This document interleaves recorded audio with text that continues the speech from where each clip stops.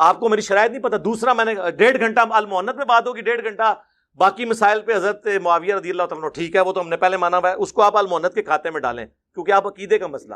اور 1.5 گھنٹہ باقی مسائل میں دیوبندیوں کے سارے مان لوں گا فروئی, اگر وہ اپنے عقیدے المؤنت والے اور حضرت معاویہ رضی اللہ تعالیٰ عنہ کا مولا علی علیہ السلام کے خلاف خروج کو حق ثابت کر دیں قرآن و حدیث کی روشنی میں بغیر دلیل کے آپ کے عقیدے مان لوں گا.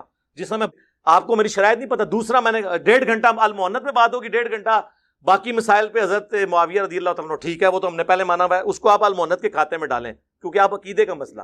اور 1.5 گھنٹہ باقی مسائل میں دیوبندیوں کے سارے مان لوں گا فروئی, اگر وہ اپنے عقیدے المؤنت والے اور حضرت معاویہ رضی اللہ تعالیٰ عنہ کا مولا علی علیہ السلام کے خلاف خروج کو حق ثابت کر دیں قرآن و حدیث کی روشنی میں بغیر دلیل کے آپ کے عقیدے مان لوں گا.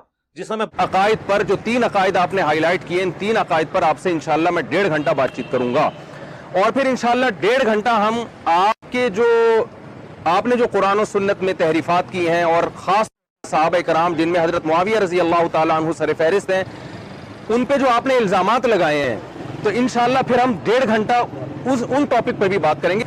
شروع کے 1.5 گھنٹہ ہم انشاءاللہ المحند المفند پہ بات کریں گے, ان 3 عقیدوں پہ جو آپ بار بار ہائی لائٹ کرتے ہیں اور کہتے ہیں یہ قرآن و سنت کے خلاف ہے. تو ہم بیٹھ جائیں گے, دیکھیں گے کہ قرآن و سنت کے خلاف ہے تو آپ دلائل دیں گے, اور میں انشاءاللہ ثابت کروں گا کہ یہ قرآن و سنت کے خلاف نہیں ہے. اور 1.5 گھنٹہ پھر ہم انشاءاللہ ان چیلنجز پہ بات کریں گے جو آپ کرتے رہے ہیں, اور جن میں حضرت معاویہ رضی اللہ تعالیٰ عنہ اور صحابہ کرام کا مسئلہ, جس کو ہم اصولی مسئلہ سمجھتے ہیں, وہ ہماری نظر میں فروعی نہیں ہے. ہم انشاءاللہ اس پہ بات چیت کریں گے. ایک اہم